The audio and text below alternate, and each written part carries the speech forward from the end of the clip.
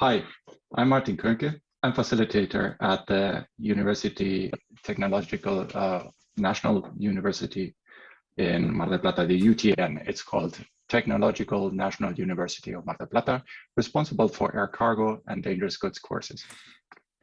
Some housekeeping rules. Please paste your questions in the chat below. And at the end, we will have an instance for questions and answers. Today, I would like to present to you the review done by our graduates based on their research about the impact on pandemic related to the experience of Latin America. You will see change in business models, human resources view, digital technologies, e-learning and Internet of Things, health surveillance, impact, climatic impact, and some final words. And with this, I would like to invite Marco to take over. Thank you, Martin. Good day, everyone. My name is Marco Fassi from Neuquén, Patagonia, Argentina. I probably got the boring part of this seminar due to the amount of the numbers and figures I will talk about, but not less interesting. I'm going to talk about how aviation contributed and contribute to the global economy, but particularly we are going to focus in Latin America and Caribbean, its market, its particularities, and the contribution that should be made to make it grow. Aviation has the main economic engine worldwide. Next, please, Martin. The airline industry is one of the main economical engines worldwide as a result of the commerce, tourism, and global connectivity. It allows fast and strategical travels, reaching remote places that cannot be accessed by other means, encouraging investment and innovations to maintain high standards of quality and safety. Talking about numbers, in 2018, the airline industry contributed in $3.5 trillion, the equivalent of the 4.1% of the world GDP. This can be translated into 87.7 million jobs, highlighting 44.8 million directly to tourism linked generated by aviation. That means the 58% of the international tourism could travel by air. But what happened in Latin America and Caribbean? It represented the $187 billion, the equivalent of the 3.5% of the all GDP in Latin American countries, contributed to support 7.7 million direct and indirect jobs, 4 of them associated with tourism by air. It's important to highlight that the 70% of the tourism in Latin America traveled by air. The industry globally transported, next please, sorry Martin, the industry globally transported 4.5 billion people in the world. Of this total, in Latin American market was only the 7%. This is about 315 billion passengers, a small number in relation to the extension of territory and number of currently that make up the region. In relation to this, Latin America and Caribbean has the lowest rate of average trip per person per year, this being 0.62 against 2.57 in Europe and 2.58 in the United States. But the unimaginable came. The pandemic hit in the worst way. Aviation began to seem as the main culprit of the spread of the virus. The numbers stopped before something unknown. 60,552 planes. The 66% of the world commercial transport fleet forces to remain grounded. Next, please, Martin, sorry. Of this, the 750 were from Latin America, and it represented the 42% from the region. During the 5 years prior to the pandemic, the average profit per passenger for an airline was $8, but the COVID-19 crisis generated average losses of around 76 per passenger globally, but in Latin America and Caribbean were obtained the worst performance with $89.4. Aviation losses were $3,072.4 billion, where 21.3 were from Latin America versus 2019 numbers. That significate the 5.6 of the total. 300,000 jobs were put at risk, and there were last contributions of the $94 billion in contributions to the GDP. 5 airlines stopped operation, and 3 of the main airlines of the continent took refuge under the protection of Chapter 11 of the US bankruptcy law in order to restructure the debt. They were Avianca, LATAM, and Aeroméxico. The departure of the sum of stronger players from the region as a result of the closures or the fact that the field for bankruptcy law encouraged the appearance of the ultra-low-cost or low-cost airlines competing strongly and seeking to cover the main actors who are just now coming for the restructuring that had their time up.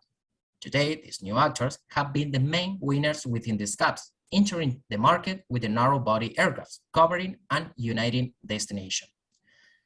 Next, please, and let's talk about a little about cargo. We can say that its market is closely linked to the passenger market through the use of the hulls of these aircraft. It only represents the 2.2% of the world air. In 2021, cargo levels were recovering in other markets, but in Latin America was below pre-pandemic value. However, in July, it achieves year-on-year growth of 9.2%, with a capacity that was increased by the 21.4% year-on-year, projecting growth in the area for the coming years. Next, please. But let's talk about bad things, and let's move forward with the positive and potential from Latin America. The large territorial extension and geographic complexity of the region makes this a great market for aviation. It's a currently growing market. In 40 years, it increased an air fleet 8 times with the average age of the 10.8 years. The passengers transport is one of the best recoveries worldwide. It's currently the second region with the highest air connectivity below the United States. This improvement goes hand in hand with the countries of Colombia, Panama, and Brazil. Last September, it was possible to exceed the number of the passengers transported by 1.2%, being the first region to achieve this mark, driven by Dominican Republic, Mexico, and Colombia, that exceeded the branded compared to 2019. But we have, next please, we have to mention that the state aid during the pandemic in the region was practically nil, and the lack of coordination between governments in the regions for the opening restriction between them causes the recovery of the market to be delayed. In a cumulative January-July period, it was 9.5 below, and the losses of 3.2 billion are still estimated compared to 2019 numbers. Next, please. But then, why the industry in Latin America is not growing? The lack of economic stability, incentives, investment, and clear policies toward the industry might make the region a strong market cannot be generated. And then in the long term, it encourages a mature development of the industry within the region.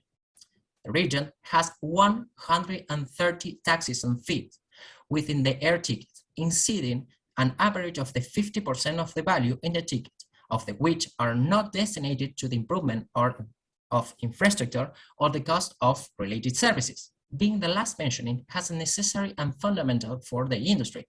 Currently, Argentina is the worst placed. For a ticket for $110, you must pay 188 in taxes, fees, and contributions. That is 2 times the rate. The region has an average of 14.6% inflation that, added to the devaluation of some of the countries of the region, severely affects the industry, generating a very high volatility in fuel cost, placing them among the most expensive in the world. Next, please. Governments must understand that traveling by plane is no longer a luxury. The airline industry is a genuine way to encourage the growth of each country, and that a whole in the industry supports the region growth. It's necessary to have long-term visions, work on regulations, promote and generate investment infrastructure, security protocols in a way that facilitates more travels and tourism. The improvement of strategies and investment in the area are necessary and prior for the sustainability of the value chain. The growing demand and thriving market is expected to be 41% between 2021 and 2031.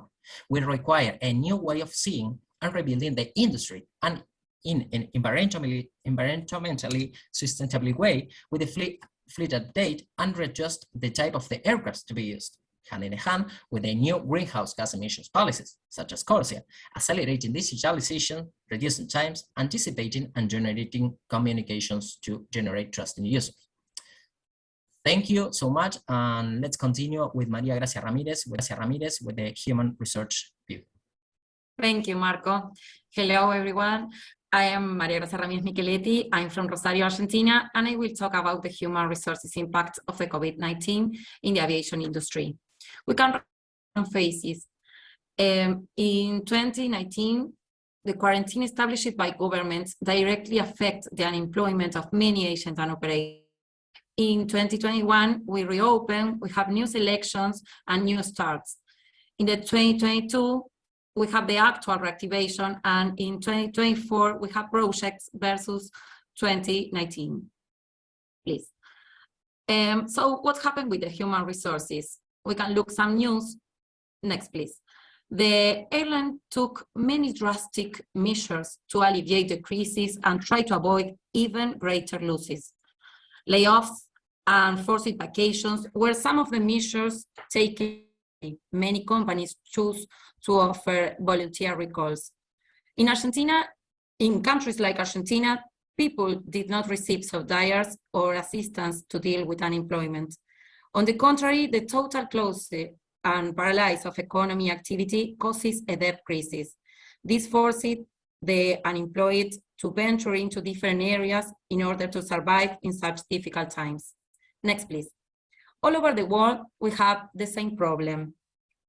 As the different governments were removing movement restrictions, operations were resuming. However, we found new problems, such as the lack of pilots, that the former employees had taken new jobs and that not willing to leave due to the instability of the airline industry. And even people who found new benefits in the comfort of that they were not willing to give up. Next, please. We restart. Returning to operation was not easy due to the international socio-economical context. In addition, learning in various subjects, such as caring for the environment, using technological resources, focuses on specialization must be taken into account by all airlines. Next, please. In this context, low-cost companies found a new opportunity and set out to conquer new markets. Large companies need to adapt and train their teams to be competitive. So, what will happen? Much uncertainty still surrounds the recovery of the aviation industry, especially in the middle to long term. Projecting the path to recovery at this point is still an exercise requiring prudence. However, we must recognize that while aviation around the world is going on one side, Latin America shows a very notable recovery and reactivation, with striking recovery figures and presence in the market of new companies. Next, please. So what about the employment and unemployment? Faced with the loss of their jobs, many airlines employees ventured into new industries or obtained new jobs in more stable industries. The companies, upon returning to their regular operation, found themselves without the recurring up-to-date. Companies need to conquer new talents, and that many of them did not have the experience and expertise of some old employees. So they must work in the training process. They must consider issues to reopen, selection, profile, knowledge, experience, professionals. We live in a different moment in the industry, and we must be willing to review our selection process, update ourselves, and open ourselves to change. We are crossed by technology, and we must also be able to adapt to technological changes in the area of human. Today, we must know that this technology that crossed us come to stay in the aviation industry. Companies from all over the world are recruiting more and more IT experts for different areas: flight scheduling, web advertising, online sales, QR, check-in, and others. Next, please. Jim Scott, owner of Component Solution Experts at Aerospace, discusses the aviation industry adapting and emerging from the COVID-19 crisis. He said, the aviation industry has a unique opportunity for transformation. The acceleration of some technological advances that were already in the pipelines, such as automation, along with new business model and growing, are sparking the dawn of a new era. One has efficiency and environment, and it's heard. Aviation has achieved so much. Not only has it become one of the safest and most reliable models of transportation in the world, it has also contributed exponentially to social and economical development. Next. Other important issue to consider is that we know that the aviation have been closely linked by and to some roles always developed by men. However, today there are more and more associations and training centers that are working so that there is no type of discrimination in terms of sexual orientation and race to cover the difference of in the industry. Now we have a different scenario, like Vueling and Nasdaq Airlines work to incorporate female talent for aircraft maintenance. Other companies work in IT development for airline industry, and other companies are working hard to improve their rates of women positions. Next, please. The International Labour Organization and the International Civil Aviation have signed a new agreement to advance decent work and encourage a human-centered recovery from the COVID-19 pandemic in the aviation industry. This agreement will help to achieve the 2030 Agenda for Sustainable Development targets, especially the promotion of women in aviation, data collection, and decent and sustainable work in the section. It will also lead to joint activities, including research, technical meetings, advisor service, training, and the development of guidelines, tools, and methodologies. Prepare some points to consider in the search, induction, and training of human resources in aviation. Next, please. As a result of international trends, recruiters can expect continued and increased competitions for top talent, emphasized on talent management and succession planning, and the recruitment strategies this year should reflect that reality.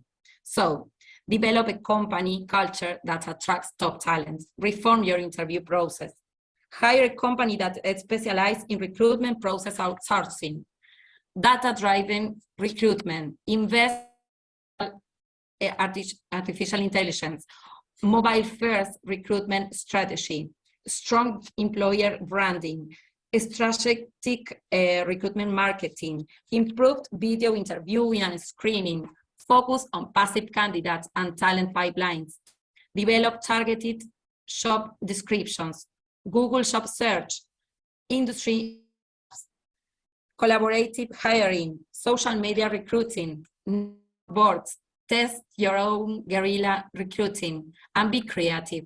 And don't be outside of the box when it comes to changing up your recruitment methods. Thank you.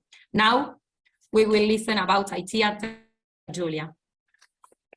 Hello, good morning and good afternoon for everyone. My name is Julia Elena Diaz from Mendoza, Argentina, and I'm talking about which are the technological and educational challenges towards pandemic resilience aviation. Next, please. Let's start with technological challenge. Given the increased operational complexity, the vision of pandemic resilient aviation requires the industry to gradually adopt new concepts, technologies, and educational patterns, some of which are not solely designed for aviation purpose. Below, we summarize the major insights of this study and provide recommendations for future work. Most importantly, data is the key to the future. The appetite for data is growing among aviation stakeholders, giving an increasing number of success stories from various aviation domains. Satisfying this appetite will require several major prerequisites. First, passengers need to be willing to share their data. Convincing the generation born towards the end of 20th century will be essential for getting started, since their willingness to share data is inherently high, particularly once the benefits of sharing the data are clearly defined. Second, the aviation industry needs to be willing to share each other's customer data. While there is an abstract consensus that such a pool of aviation data is beneficial to everyone, it will be highly challenging to get started, since airlines are reluctant to be the first participants. Regulators and governments should encourage the industry to create data sharing platforms based on advertising actual use cases and benefits. Third, the industry needs to be better prepared for the increases threat of cyber attacks and establishing orchestrated strategies and implementation to resilient cybersecurity. Fourth, the industry and policy makers need to define standards for data interoperability. Only if data can be accessed by all parties easily, the vision of hyper-personalization will become true. It should be noted that a successful implementation of the fully data-driven aviation requires a consistent implementation and interoperability across all domains. Another critical element for pandemic resilient aviation is the recognition of the importance of multi-stakeholder solution. The COVID-19 pandemic has highlighted that a patchwork of uncoordinated country action and region-specific regulation is only a driver to cause and reduce the aviation industry ability to respond to shock in an adequate manner. Accordingly, a multi-stakeholder approach needs to be developed and strengthened inside aviation. Here, stakeholders involve private, public, and civil society organizations all together, with the ultimate goal to develop policy frameworks and working implementation. There is a need for a better model of international collaboration which exploit the ongoing digitization and effort to disseminate and exploit information. Next, please. At the last point, the gap between innovation and regulation needs to be narrowed. ICAO aims for a single universal aviation world of information. It's on all aviation stakeholders to make orchestrated contribution inducing sophisticated cooperation between government, education, institution, industry representative, and regulator.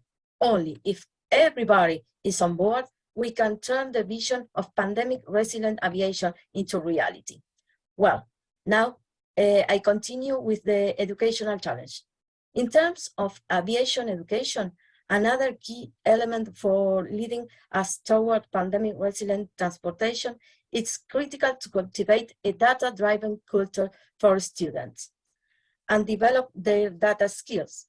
At the same time, we need to incorporate the green aviation along with efficiency and technological innovation into education of future aviation professionals.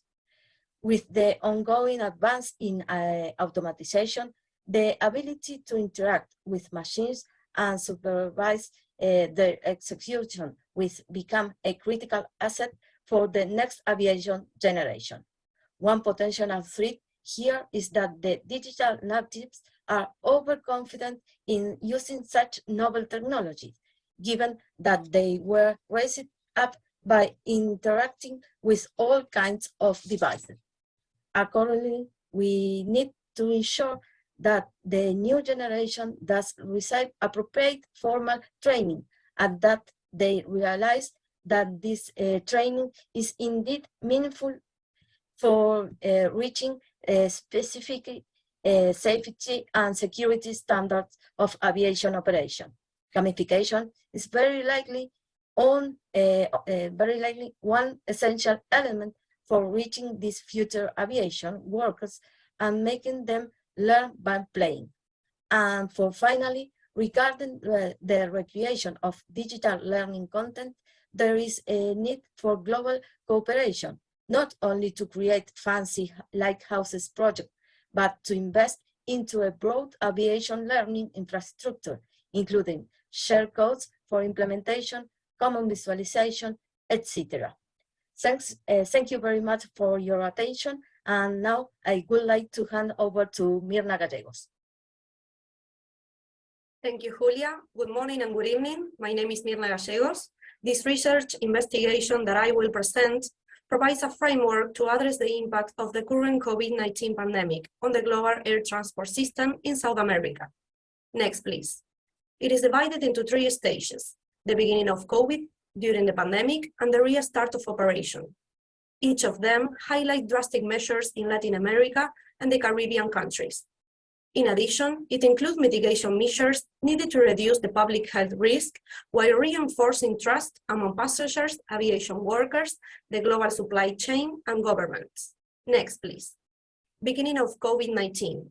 During this stage, we live a situation with very high travel restrictions and only a minimum movements of passengers between the main national and international airports. There was a public health crisis whose response created an economic crisis. The General Director of IATA reported that airlines fully support measures to combat the virus, but governments should not aggravate the economic crisis, allowing the airline sector to fall. This will put connectivity at risk, prolong impacts across the tourism value chain, and obstruct recovery. Drastic measures in South America. El Salvador turned in March 2020, in a post on Twitter, the president of the nation closed the airport to passenger planes, even saying that those on the way should change the flight plan. Brazil has announced specific relief measures for air transport, including the delay of fees and taxes.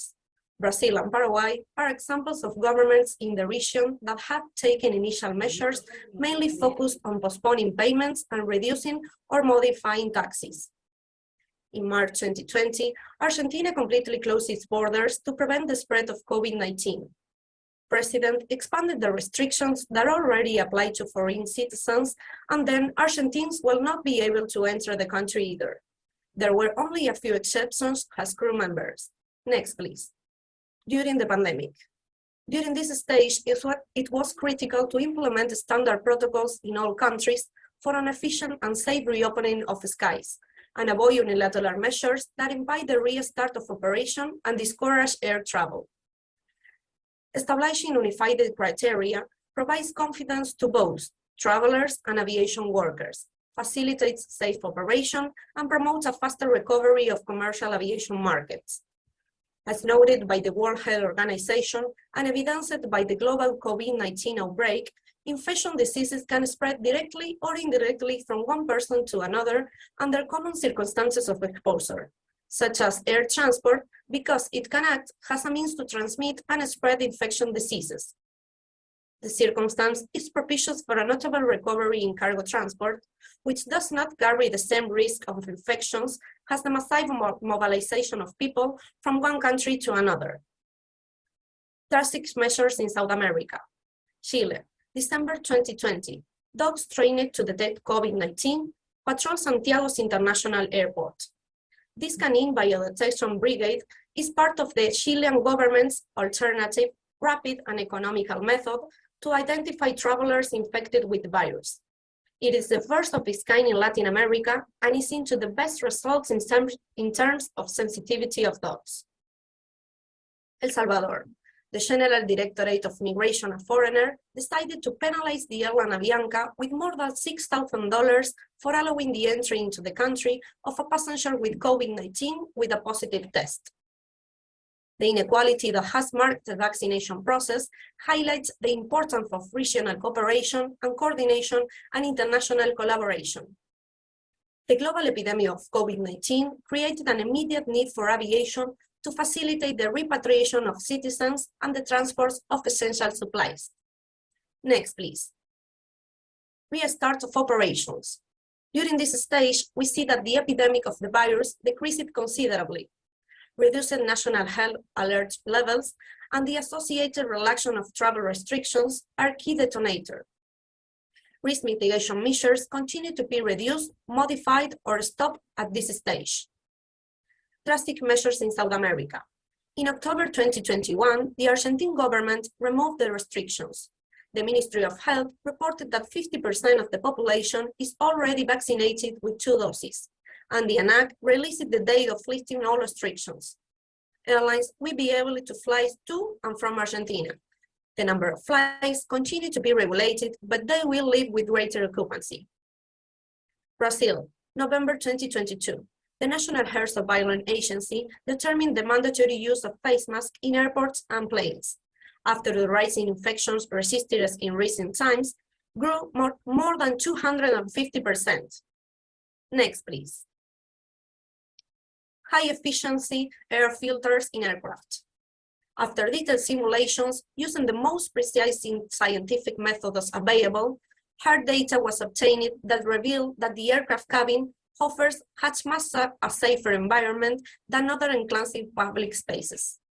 The way air is circulated, filtered, and replaced on airplanes creates an absolutely unique environment where you have as much protection sitting next to each other as if you were standing 6 feet apart with other people. The following factors efficiently reduce the risk of disease transmission on board.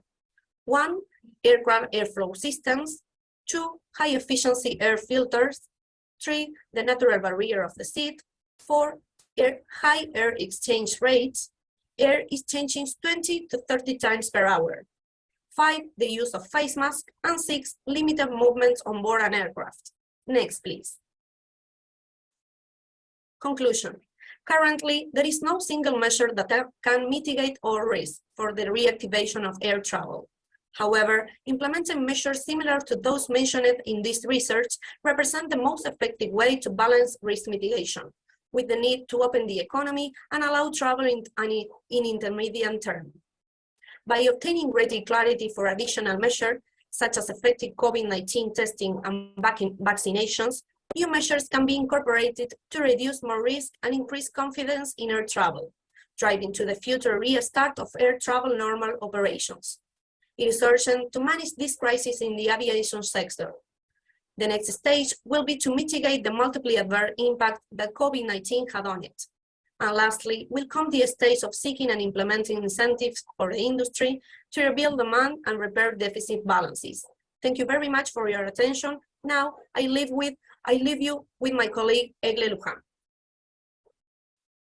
Good day to everyone. My name is Egle Luján from Catamarca, Argentina, and I'm going to talk about how the COVID-19 pandemic has resulted in the application of several measures in Argentina in order to protect the population, control, and prevent the further spread of COVID-19.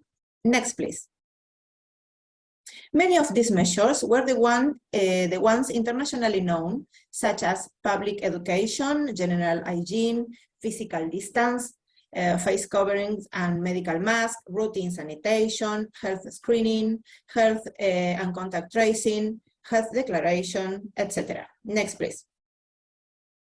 In the aviation system, they were all applied in a multi-layered defense strategy that resulted at least successful, having into account that air transport wasn't a medium of contagious inside their aircraft or airports. Next, please. But there were also many different and special measures that were named at least as very controversial and pointed the country government as one of the most strict ones in relation to measures of prevention. On March 2020, the president decreed a state of public emergency, and consequently, a number of social, preventive, and mandatory isolation measures were established. Only a few essential activities were allowed to continue during this period, including those related with air transport, such as cargo transportation operations, medical and return flights for Argentine residents or citizens who were outside the country. Next, please. In this context, the following measures were introduced. First of all, in order to reduce the social contact of those who were in areas where the virus was transmitted, a mandatory order requires to carry out the so-called quarantine after entering Argentina of all those people who came from the pandemic-affected areas, like Europe, the United States, China, etc., until further notice, even if they were asymptomatic. Consequently, those people must remain at home or stay at special hotels for 14 days.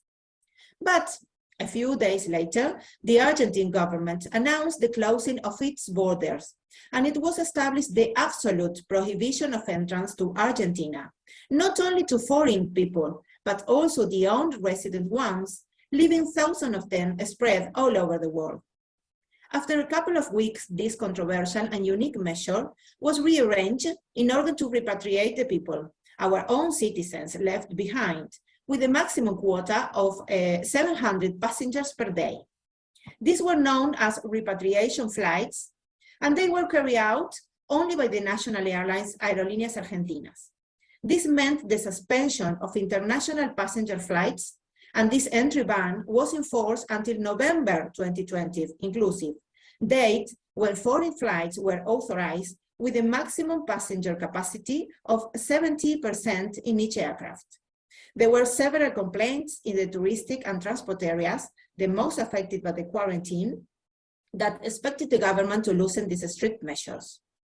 It is very important to focus that this was one of the most restrictive lockdowns. To this end, and after 8 months, air, river, sea, and land safe corridors or public health corridors meeting the best health and safety conditions were determined. All travelers authorized to enter Argentina had to present a negative PCR test and many other health and formal requirements. Unfortunately, during the whole year 2021, the country fluctuated between the suspension of flights, reduction in the frequencies, and even in the quota of seats per day in passenger flights. It was even more difficult to foreign people who was allowed to come only under certain conditions. We can say that this irregular situation only got stabilized by the end of 2021, when 50% of the Argentine population was fully vaccinated. Next, please. In relation with the domestic flights, they were banned as well, causing a sudden and abrupt fall of the aeronautical activity and the bankruptcy of at least 3 airlines. The country resumed regular domestic flights on October 2020, after an interruption of 7 months, with protocols requiring passengers to wear face masks and have travel certificates. But this resumption of domestic transport, long-distance flights and buses were allowed only to essential workers with special permits and people requiring a specific medical treatment. This situation, with tremendous results for tourism, only came to normality by July 2021. This graph clearly shows how passenger traffic and movement of aircraft dropped since the start of the COVID-19 pandemic. The operation of special medical flights on April 2020, State Airlines Aerolíneas Argentinas announced that the first in a series of flights to China had departed from Buenos Aires as part of a search for medical supplies to help tackle the coronavirus pandemic. In that occasion, 13 tons of critical supplies made up of sanitary and protective material were loaded for coronavirus prevention, for which the cabin of aircraft were readjusted. Next, please. The actual situation. On August 2022, the latest new measures for entry into Argentina declares that it is no longer required to present a sworn declaration, not to purchase COVID-19 medical assistance insurance, not to perform a COVID-19 diagnosis test to enter the Argentine territory. Many special COVID measures have been eliminated, but prevention is still recommended. As a conclusion, we can say that Argentina had the most strict and the longest quarantine with major impact on the aviation system. How to implement these measures differently could provide further guidance for transitioning without causing financial devastation across the value chain, most notably for airlines. There's too much to learn. Thank you very much for your attention.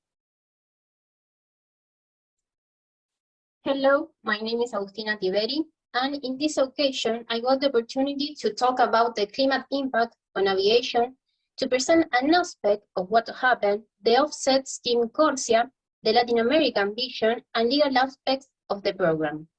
The pandemic made a significant impact on aviation, with new questions to its sustainability, to the speed of development of new technologies, and green politics that force the industry to stand to the future with goals and objectives. But this time, are these goals achievable? Aviation without a doubt, represents the key of social economic development of the world and its connection. We can contemplate this with solid numbers before the pandemic, like the ones which Marco said.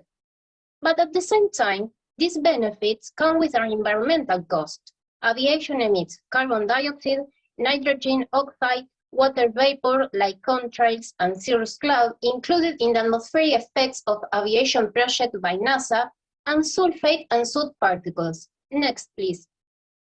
The aviation contributes around 2% of man-made carbon dioxide emissions, of which about 65% relates to international aviation, although emits less than other industries. During the quarantine, there was a significant descent of CO2 emissions, with a steady increase to the original numbers since 2021. It is vital that the industry balances the advantages of growth in air travel with the responsibility to pursue climate action and to take steps to reduce other environmental impacts. Next, please.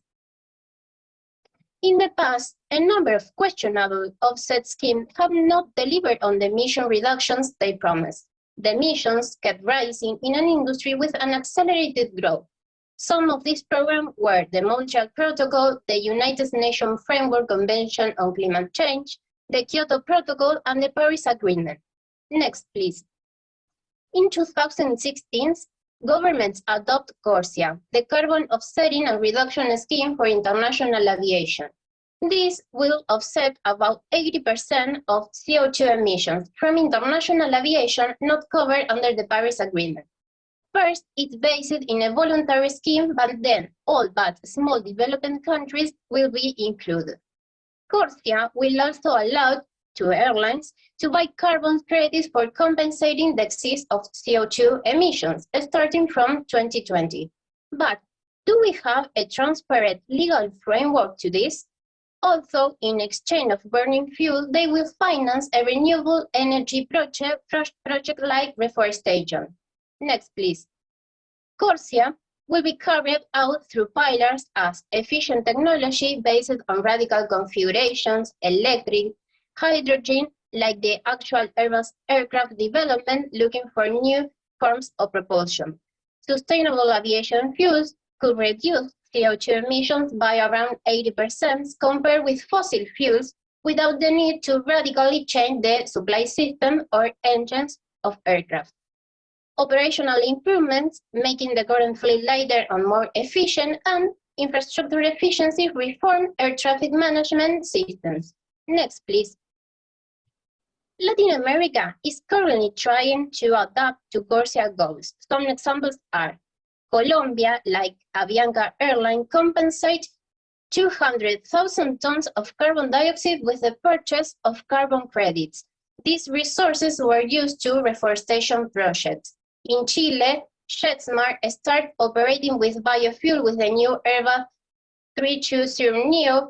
LATAM, for example, presents its sustainability strategy in association with the Nature Conservancy to protect iconic ecosystems in South America. Costa Rica created the program PAY Program for Environmental Services. The recaudation will be used to finance tree plantation. Next, please. After 2 years of a harshly hit industry, the sustainability agenda had to be activated once again.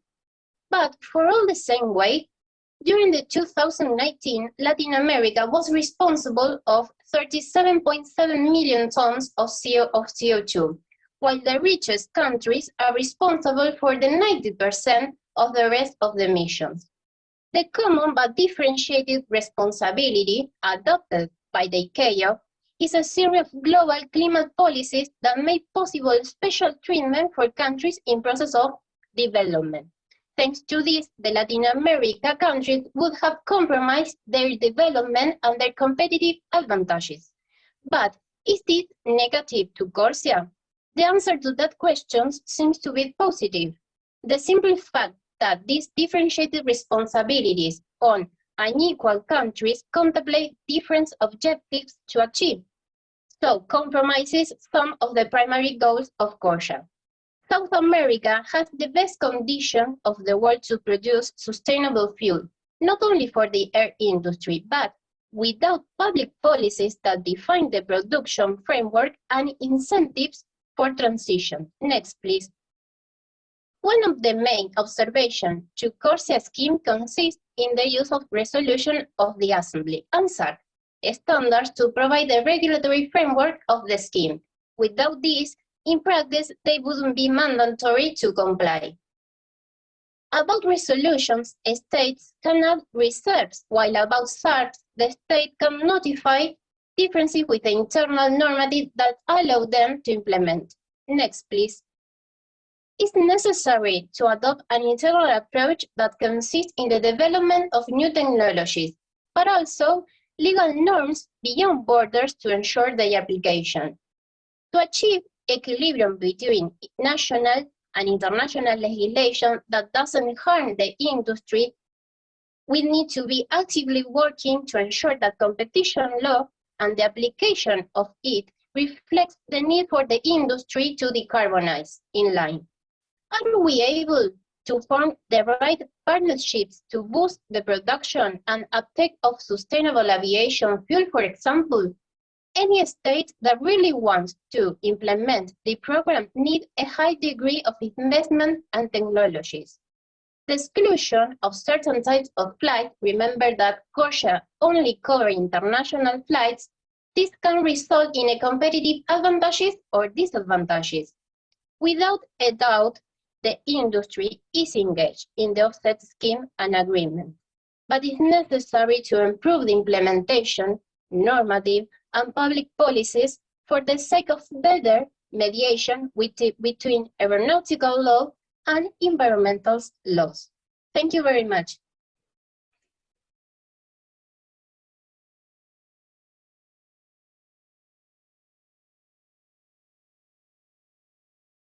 You are muted, Martin. Sorry, over 3 years and I still didn't learn it. Some final thoughts to share with you. By what has been exposed, it becomes clear that aviation could contribute to next pandemic. Nonetheless, we have discovered that the world is more internationally dependent than we thought. Closing borders is not an option, and without aviation, cargo, and passengers, economies suffer. The solution has already been outlined in 1949 and has been improved in the 15th edition in 2017. We're talking about the ICAO Annex 9, which has all the framework needed. UTN students outlined in an investigative work that was publicly made available what afterwards we knew as standard practice for the air transportation. The solution is to know if your country will adopt Annex 9. See also the collaborative arrangement for prevention and management of public health events in civil aviation, CAPSCA. We need to adopt these recommendations in our country regulations. Yes, the country's sovereignty must be respected. International political and legal aspects have to be worked on. The solution is to work with your airport communities. Identify and gather your stakeholders at a table. Plan ahead your contingency measures, accountable institutions, actions to be taken, timeframes, and outline the expected outcomes, just as we do with a fire brigade department. Where is the solution? Here. Look at your educational institution. The knowledge is there. The framework is in the books, waiting to be adopted and practiced. When to start? Now. The world population has tripled in the last 100 years. Aviation will continue. We do not just have to prepare for disease X. Annex 9 also indicates how to protect our planet and to address animal and plant well-being. The impacts, these impact our environment, our well-being, our health, and our economies. Make it plannable for aviation to know who will be connected, who will be willing to have aviation available to help out when the time comes. The air industry will be available. We would like to thank also, especially today, Mr. Shafiq, Mr. Mutawarike from the Emirates University, and Mr. Isach and Mr. Suseret from the UTN. Thank you very much, and we're open to questions and answers if somebody dares.